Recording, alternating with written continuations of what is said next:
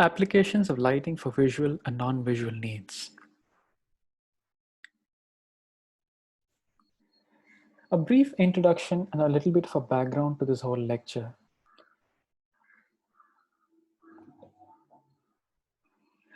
Although this lecture is going to be talking about this whole concept of human-centric lighting, I like to give a primer to this whole topic of human-centric lighting because this, in my opinion, is not the correct terminology to use. Whatever lighting is done is always going to be human-centric. So whenever you talk just about one area or two aspect of human-centric lighting, it's a very narrowed down way of looking at it. So this is whole discussion is going to be a much larger footing in not just talking about human-centric lighting in terms of health. It's also going to be talking about human-centric lighting in terms of the overall way of human and visual perception.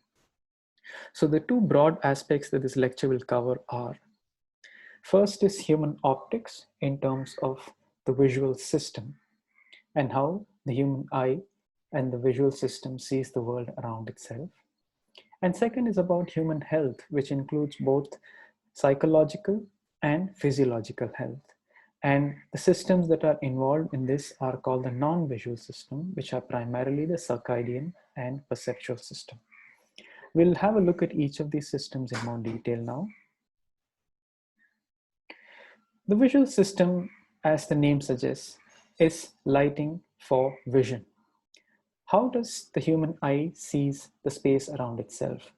Light is invisible, you cannot see light. So whenever light bounces off a surface, that's when the human eye sees the world around itself. That's why architectural space in terms of the volume of the space, whatever furniture, the color, are going to be visible only when light bounces off the surface and how the eye perceives that space. And the visual system consists of the eye and the brain working in tandem to decode information. So a simple example is whenever the eye and the brain see an insect, they don't see this insect as an insect. The eye and the brain decode this information into four primary parameters. One is color of the insect, then it is the depth information of the insect, the form of the insect, and the fact that the insect is in motion. And this is primarily the reason why even when we talk about architectural design, we talk about form, we talk about depth, we talk about color, and we talk about a visual motion where things are either, even if they are static, there's some kind of a hierarchy and there's a motion in that. So that's the reason behind this, is because that's how your human eye and the brain work together in decoding information. The circadian system is all about light to synchronize our internal biological clock. Now we have an innate a clock inside ourselves where it synchronizes our day with respect to sleep cycles. So as the day progresses, your internal biological clock knows that it is daytime, so you need to wake up, you need to go for your work, do whatever. And as evening progresses, your internal biological clock tells the body that it's getting dark and it's time to sleep. And all of this is determined by light. So if you look at our entire physiological system, there is a small gland in the brain called the pineal gland, which is here right below the hypothalamus. And the pineal gland produces a hormone called melatonin. Melatonin, it regulates our body clocks, and all the sleep-wake cycle is determined by that. So whenever there's a melatonin secretion happens, our body knows that it's time to sleep, and then we go off to sleep. And our entire sleep-wake cycles are determined by this melatonin production. Melatonin production is very important for the body because all your other glands, right from your pituitary gland to your liver to adrenaline, all of these functioning is determined based on the melatonin production. So whenever melatonin production is increased in the body, all of the other glands are put to rest, and that's how they all work. So melatonin production is very important for our daily workings. So And melatonin production is all regulated by light. We'll talk about this in a little bit more detail in the next couple of slides. Next is our perceptual system. A perceptual system is where light is how we perceive the information around us. And the light, we have our senses, and the most important sense that is there is our sense of vision. And we need light to achieve the balance in the nervous system. A perceptual system works, there are two in primary parts in our nervous systems, which are the sympathetic and the parasympathetic nervous systems. And they are required to achieve a balance in the atmosphere. So the parasympathetic system is the rest system, which tells your brain that, okay, it's time to rest, calm down. And the sympathetic system is the go system, which also goes, it's time to work, go work very fast. So, and both these systems, when there is an imbalance with them, that's when you feel imbalanced. And light has a very important role to play here, because there's a hormone that is produced called cortisol, and all of this cortisol production is stimulated by light. And it is cortisol that creates the balance between the parasympathetic and the sympathetic nervous system, and all of this is determined by light. So what is the issue here when we talk about this whole concept of human-centric lighting? Now, there are a lot of existing criteria that are there for these visual and non-visual systems. First is there are certain criteria that address only the visual and the circadian system. And then there are criteria that only address the perceptual system. So there are no criteria that collectively address the visual, the circadian, and the perceptual systems. Because now that we've seen our human-centric lighting is not just about circadian lighting, where it's not just about health. It consists of the visual, the circadian, and the perceptual system combined and working together to create a completely holistic aspect of human-centric lighting. So the questions that this lecture aims to address or answer are: what criteria are required for addressing the non-visual, the circadian and perceptual system in collection? And how can these criteria for non-visual systems be simultaneously integrated with the criteria for the visual systems? So what we're trying to achieve is a complete holistic picture of what it is about human-centric lighting. So the primary intent of this lecture is to simplify existing literature on human-centric lighting, because the whole, like I said earlier, there's a lot of misconception about human-centric lighting. Whenever they only talk about circadian lighting is only considered human-centric, but when you want to understand the overall area of how the human eye and the brain and the rest of the human body parts work, human-centric lighting is way beyond just circadian lighting. You need to consider the perceptual system and the visual system along with the circadian system.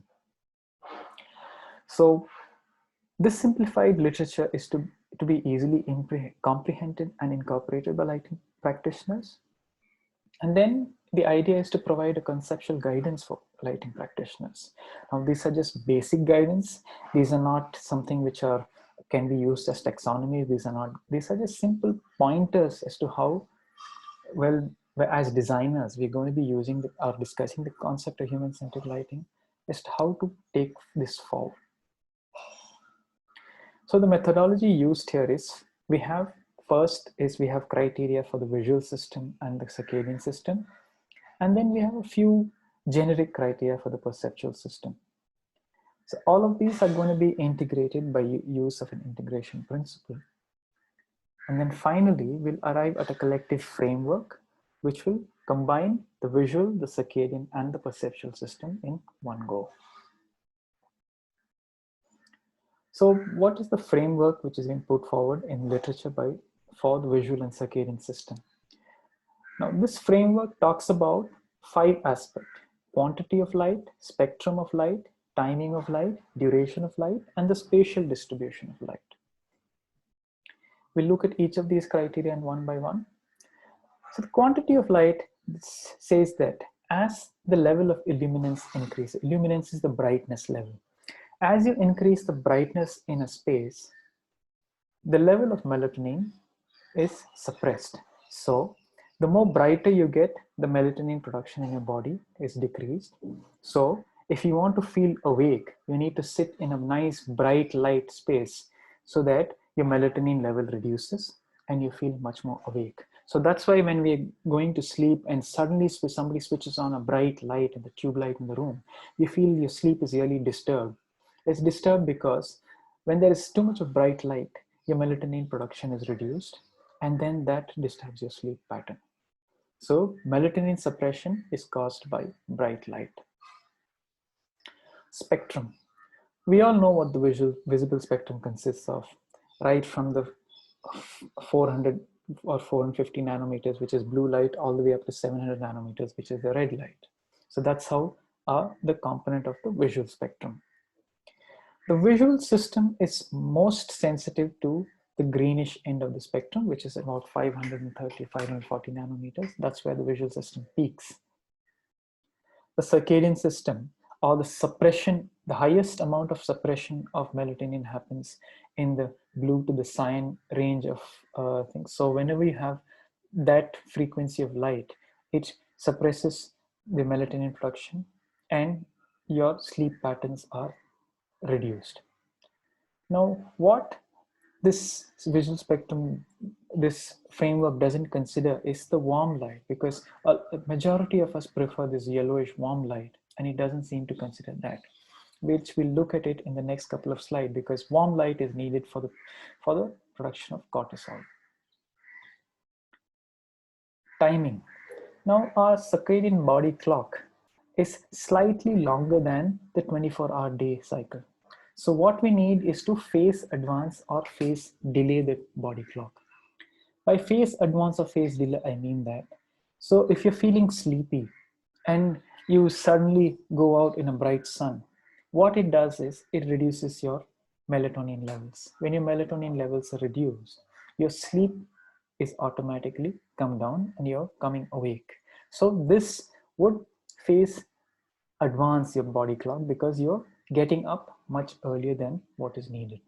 So again, all of this is determined by light. So you can phase advance or delay the biological clock, and this is all caused by light. So whenever there is a sunrise, if you see this graph here, so there's a peak of melatonin level just before sunrise, and whenever the sun rises, the melatonin level reduces and your body feels a lot more awake during the day. So that's the biological clock, and it's determined by light. By duration, we mean that it's not just one simple stroke of light that is going to reduce your melatonin levels. There has to be a significant amount of time that you need to be exposed to bright light so that your melatonin suppression happens. So now research says that you need a minimum exposure of at least 10 minutes to start reducing your melatonin levels in the body. So melatonin suppression is caused by long exposure to light. And finally, spatial distribution. This has got more to do with the visual system, lesser with the circadian system, because what we need for visual comfort is contrast and glare for the whole place to be looking easy. And it also says that this melatonin suppression light should be spatially placed in different places where the eye can see it. So that is what is about spatial distribution. Now, looking at the perceptual system framework, perceptual system consists of three main concepts: adaptation, perceptual constancy, and the fact that needs to be rooted in nature. Adaptation is more got to do with how your eye adapts to brightness.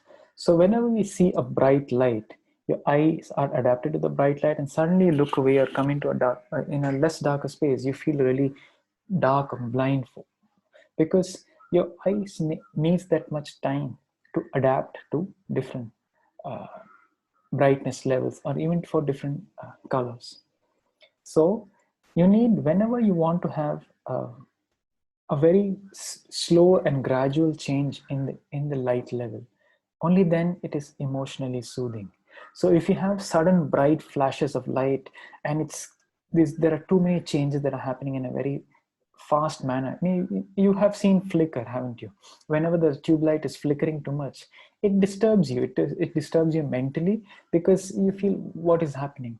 That's because your eye is not able to, and your brain are not able to take in that much of fast changes in brightness.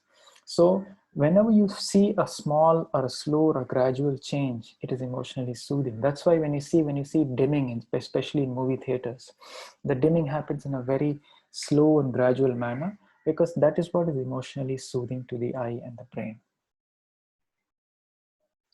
Perceptual constancy has got to do more with how your eye sees an after image. Now, if you see this photograph, it's just the same house and the same tree, but the photograph is taken at different times of the day and different seasons. So you see these different changes in illumination in terms of colors, and it's the same daylight. Now, imagine if these changes are happening very fast and very haphazardly, your eye is not able to adapt. So if you look at snow, I don't know how many of you have seen snow. If you've seen snow during the day, it's really bright and nice, and you know it's snow. But even at night, when you look out, you still see that as snow, even if it's very dark outside, you can make out that, because your eye has and the brain has this memory which says that constantly it can observe and show that it is snow, even though the light has been adjusted. So perceptual constancy has a very important factor to play in how you emotionally respond to a place. So dynamic lighting is always very emotionally active because of this concept of perceptual constancy, because that's how your eye sees it. And the fact that every lighting has got to be rooted in nature, because the best example of nature is daylight, and all our cortisol production is considered in sync with daylight. So whenever you have require cortisol simulation, daylight is a key element for cortisol. Now, the integration principle. Now, all these were so many concepts. How do you try to merge these concepts which we've just discussed? So it's a very fundamental aspect of architectural lighting. There are 3 points. First is the aesthetic aspect. We want every design, be it architecture, interior, or even lighting, to have some kind of a visual and emotional appeal. So the lighting in the space should have a visual appeal, it should be visually pleasing, and it also should be emotionally appealing in terms of emotionally pleasing to the senses. The ergonomic aspect is about functional needs. So we need to be able to perform the function. So the light should be bright enough so that you're able to identify safely, navigate in an area, and to be able to do your jobs, perform your task with comfort. If the light is less bright, you're not able to do your task, perform your task to the fullest, because it doesn't enable better visibility. And finally, we also need to have a logistic aspect, because there has to be practical applications of whatever you're doing. And then there has to be prevention of any kind of wastage. So even light should not be wastage. So light should only be provided at the right place at the right time, so to avoid any wastage of light.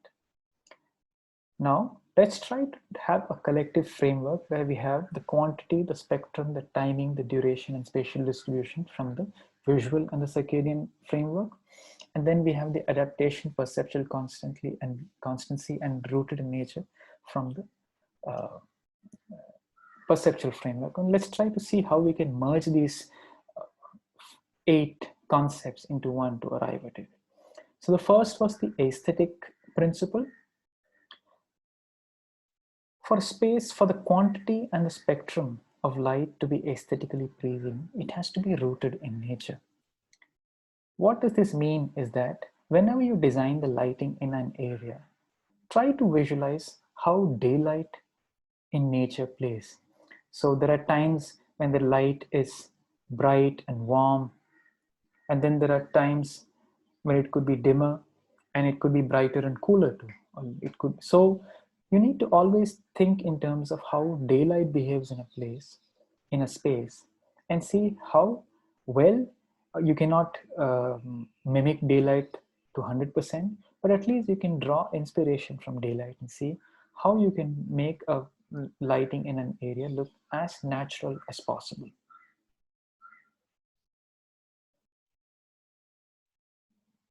Timing and duration can again be connected with perceptual constancy and adaptation, with a simple concept that whenever there are changes in a scene, whenever a light scene is bringing about changes, the changes has to be at a very gradual level, as discussed. If you've seen these photographs and if you see nature itself, there are changes in illumination, there are changes in color temperatures. But whenever you see these colors or changes, they happen at a very gradual level. They're never sudden. Sudden only happens at a discotheque.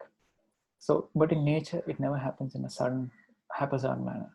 So there has to be consider adaptation, consider perceptual constancy, and the timing and duration of each lit scene has got to be in a very gradual manner. And finally, spatial distribution, again, the concept of how to root this in nature. In nature, we've seen daylight happening in patches. It doesn't happen. If you walk under a tree, do you see a blanket of white light? No, you see shadows of a few trees, you see shadows of a few branches, and then light filters through these and flow. So the way the light distributes in an area, the same thing you need to think in those lines while designing the interior lighting. So just giving a white blanket of light will not help. You need to consider how you're going to be making the lighting more interesting by distributing the light in the space in a very interesting manner, drawing inspiration from nature. Next principle is about ergonomics. The quantity, the spectrum, the timing, and the duration, they all again have to be in line with adaptation and perceptual constancy. What we mean by that is that, for example, in this office space, there are times where the space could require a nice warm light for a very personal discussion. But for a very concentrated level of discussion where you need to have real focus and a lot of visual acuity, you could look for a cooler light which is bluish in color. Because blue light, what it does is it suppresses your melatonin levels.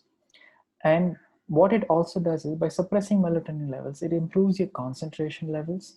And with the blue light, your pupils become smaller. So then you're able to concentrate much better and you're able to focus on the work much better.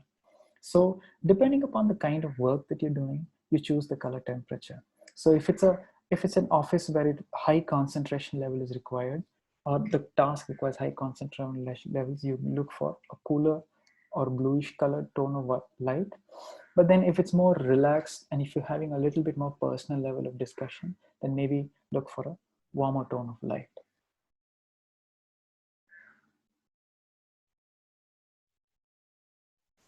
Again, spatial distribution of light should be based on adaptation, perceptual constancy, because whenever you're focusing on a task, you need to have bright light on the task. So, and the contrast levels between the bright and the dark should not be too much so that you're not able, it doesn't visually disturb your eye. So ergonomically, spatial distribution of light should consider adaptation and perceptual constancy. And finally, when you're bringing in the logistic aspect of lighting, you need to consider all the 8 concepts in a manner where you have fine-tuned lighting technology. So whatever lighting technology that you use, now with the availability of dimmer and color changes, it is very easy to time everything to as per the requirements of the users. And you can even give more personal individual controls as to how to control this lighting based on the needs of both the visual, the circadian, and the perceptual systems. Now let's look at an application of this theory. Quantity of light. Imagine an office space. As the day progresses, you bring in a lot of bright light into the area, and the changes of brightness in area is in line with the biological clock and also how the day progresses. So when you see um, at 9 o'clock or 10 o'clock, it's peak time when there's really high brightness. And then as the day progresses, you can gradually keep reducing the brightness depending upon the needs and the function, and also depending upon how the day progresses. The spectrum of light, again, you have to be determined by how your day is. If you observe daylight, morning times, 9, 10, 11, the light is a very coolish, bluish white spectrum. So the light can imitate that level of daylight. And as the day progresses, and as the body is getting adjusted to the day, your light can start becoming a bit more warmer based on the needs, and evening time becomes a lot more warmer. So the spectrum of light is dependent on, again, nature and your biological needs. The timing and duration is determined by a algorithm called the lighting algorithm. So if you notice this graph determines the light level and also the color temperature in terms of the cooler light. So when you get higher graph, it's a bluish light, and as the graph comes down, the light level becomes dimmer, and the color temperature, or it becomes more warmer. So lunchtime, again you have a post-lunch dip, it becomes brighter and cooler, and as the day progresses, it becomes warmer and dimmer. So timing and duration is time to the whole biological clock.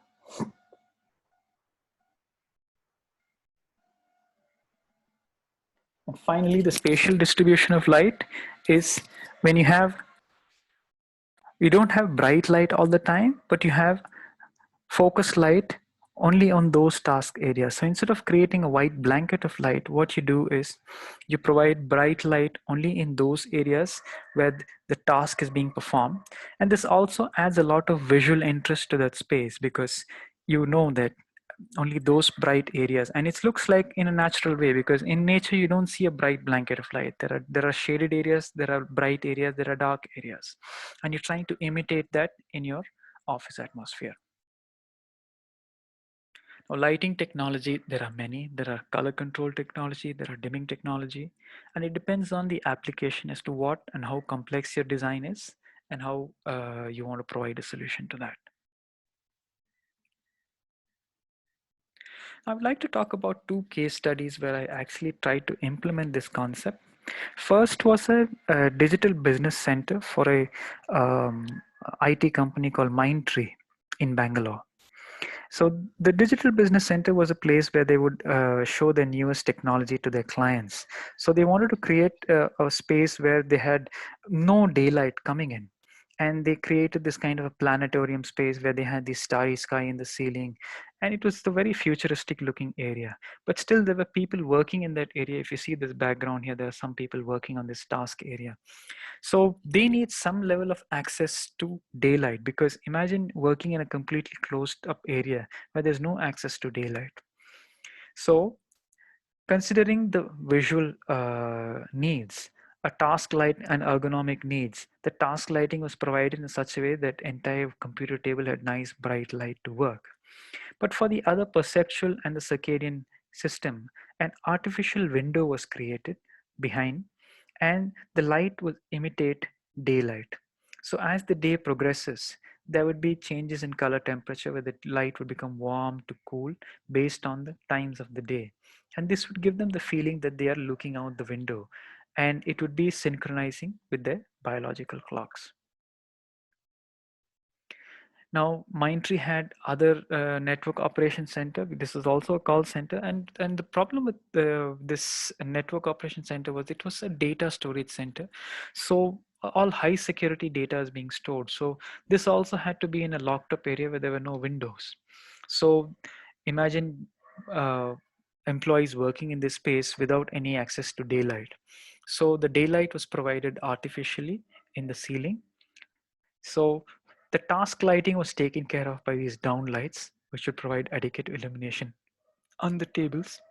And you see those cove lights here, they were created in the pattern of a natural tree. So the whole pattern was to imitate nature, and it was created in the form of a tree pattern. And as the day progresses, the light would change from warm to cool to neutral, depending upon the requirements and depending upon the time of the day and the biological requirements of the employees. So in conclusion, despite all of this, what is also important with the lighting technology to give is individual control is more important, because users have different needs. So there's no one size fits all. We are all different human beings.